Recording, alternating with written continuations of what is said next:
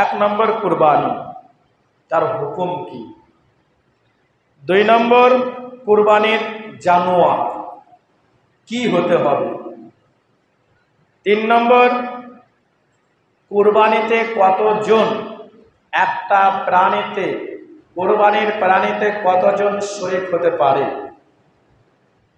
চার নম্বর কুরবানি দাতা করণীয় কি? পাঁচ নম্বর এই জিলহিজ্জা মাসের চাঁদ উঠে যাওয়ার পরেও আমরা কি চুল, নখ ইত্যাদি কাটতে পারি? পাঁচ নম্বর জিলহিজ্জা মাসের চাঁদ উঠে যাওয়ার পরে আমরা কি চুল, নখ, জেরে না অর্থাৎ নিচের চুল বা অন্যান্য জায়গা যেমন হাতের বগলের তলের চুল লাগতে পারে কিনা?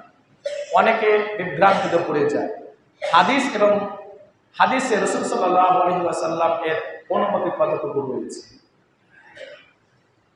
প্রথম আসি কুরবানি হুকুম কি?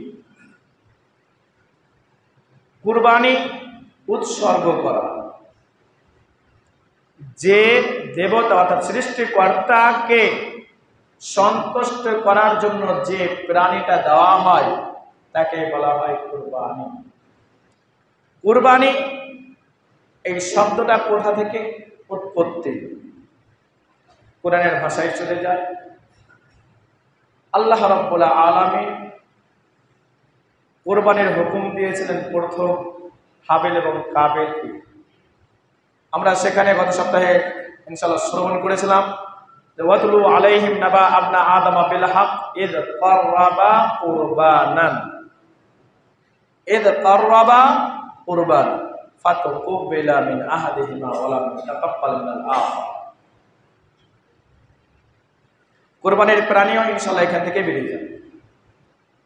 ইদ কাররাবা, যখন হাবিল এবং কাবিল কুরবানি পেশ করলো, ফাতুকুবিলা মিন আহাদিহিমা, অতঃপর একজনের আল্লাহ রাব্বুল আলামিন কুরবানি কবুল করলেন, ওয়ালাম ইউতাকাব্বাল মিনাল আখর, এবং দ্বিতীয় জনের কুরবানি কবুল করেননি। তাহলে তারা দুইজন হাবিল এবং কাবিল কি কুরবানি দিয়েছিল? আমরা এদিকে চলে যাব। একবার হাদিস আর কোরআন থেকে প্রত্যেকটা রেফারেন্স, এটা কোরআনের রেফারেন্স দিচ্ছি, যে হাবিল এবং কাবিল প্রাথমিক কি কুরবানি দিয়েছিল। তাহলে আমরা ইনশাআল্লাহ জেনে যাব যে কুরবানি কিসের মধ্যে থেকে দিতে হবে। কোরআনে স্পষ্টভাবে তাফসীরকারক বলছেন, হযরত আদম আলাইহিস সালাতু ওয়াস সালাম এর দুই পুত্র হাবিল এবং কাবিল। হাবিল ছিলেন ইনি মেষ পালনকারী, অর্থাৎ গরু, ছাগল, ভেড়া ইত্যাদি চড়াতেন। কাবিল ছিলেন একজন কৃষক, অর্থাৎ সে ফসল উৎপাদন করতেন, অর্থাৎ চাষী। একজন গৃহপালিত পশু পালন করতেন, তার নাম হচ্ছে হাবিল। আর দ্বিতীয়জন মাঠ ঘাটে খামারে কাজ করতেন, এর নাম হচ্ছে কাবিল।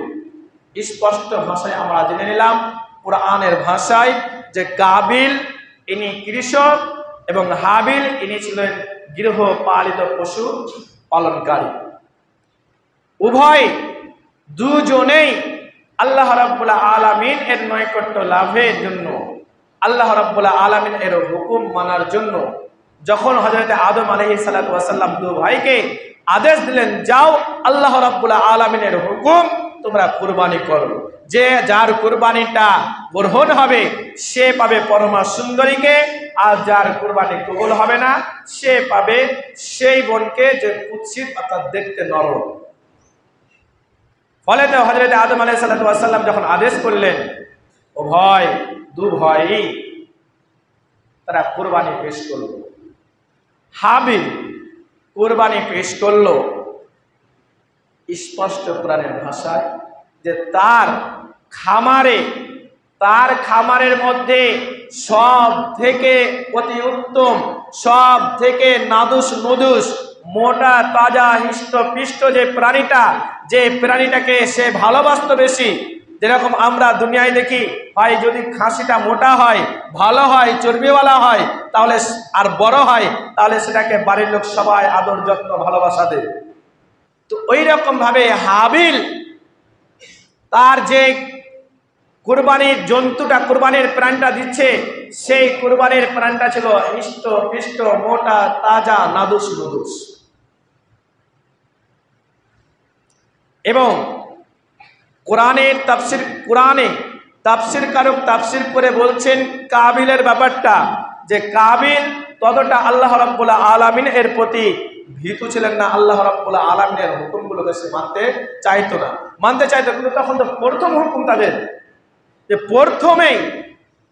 প্রথম ধাপে যে হুকুমটা এসেছিল কুরবানি করো, তাফসীর কারক বলছেন কাবিল তার গম এর মধ্যে, খাদ্য দ্রব্যের মধ্যে হইতে কিছু একটা জায়গায় একত্রিত করে নিয়ে দু ভাই একটা জায়গায় রেখে দিল। সে সময় কুরবানি গ্রহণ করার যে প্রথা, সেটা ছিল একটা আগুনের শিখা এসে সেই কুরবানির জন্তু বা কুরবানির জিনিসের উপরে পড়তো, যারটা কবুল হতো সেটাকে আগুনের শিখা অর্থাৎ উঠে নিত, আর যারটা কবুল হতো না সেটা পড়ে থাকতো। তাহলে কুরবানির হুকুমটা কি? এখান থেকে স্পষ্টভাবে কোরআনের তাফসীর কারক বলছেন, মুফাসসির কারক বলছেন যে কুরবানি যারা দেবেন, আপনারা কুরবানির হুকুম হচ্ছে যে আপনাদের প্রাণীদের মধ্যে হতে দিতে হবে। কারণ হাবিল যে কুরবানিটা দিয়েছিল সেটা ছিল প্রাণী, এবং সেই কুরবানি গ্রহণযোগ্য। কেমন হবে প্রাণীটা, সেখানে স্পষ্ট আমরা জানতে পারলাম, মোটা তাজা হৃষ্টপুষ্ট, কোন রকমেরই খুঁত চলবে না। যদি খুঁত রয়েছে, খুঁতওয়ালা প্রাণী চলবে না। খুঁত কেমন হয়? প্রাণীটা আমি কিনলাম বা আমার বাড়িতেই রয়েছে, সেটার হয়তো শিং ভেঙে রয়েছে, তাহলে সেটাকে দিয়েন না। যদি সেই প্রাণীটা পা ভাঙা থাকে, দিয়েন না। খুর ভেঙে গিয়েছে, হাঁটতে পারে না, ন্যাংড়াচ্ছে, দিয়েন না। যদি আপনার সেই গৃহপালিত প্রাণীটা হয় খুব মোটা তাজা না, তার গায়ে চর্বি নাই, রোগাঠে, বেমার, অসুস্থ রয়েছে, তাহলে এই সব প্রাণী কোরবানি দেবেন না। হ্যাঁ, এবার আমার নাই, তখন আমি কি করব? অনেকেই প্রশ্ন করে যে আমার নায়ক হয়তো এমন একটা প্রাণী রয়েছে, আমি এমন একটা ছাগল পুষছি যে খাসিটা বা ছাগলটা ছাড়া আমার কাছে কোনো অর্থ নেই, কিন্তু আমি তাকে গৃহপালিত অর্থাৎ আমার বাড়িতে আমি পুষি, কিন্তু সেই প্রাণীটা এখন পর্যন্ত দাঁতেনি, তাহলে কি দেওয়া যাবে কি যাবে না? ইমাম সাহেব কিংবা মৌলানা সাহেব বলেন। আপনাদের উত্তর একটাই, যদি আপনার অর্থ না থাকে এবং পরবর্তীতে সেই প্রাণীটাকে যদি আপনি বেচে আরেকটা ভালো প্রাণী পাচ্ছেন না, ওই প্রাণীটা আপনার ভালো রয়েছে, হৃষ্টপুষ্ট রয়েছে, মোটা তাজা রয়েছে, তাহলে না দাঁতলেও, যেহেতু আপনার অর্থ নেই, কোনো টাকা পয়সা নেই, কিংবা সেটাকে বিক্রি করে আপনি অন্যটা কিনতে পারছেন না, তাহলে আপনার সেই প্রাণীটাই কুরবানি যথেষ্ট।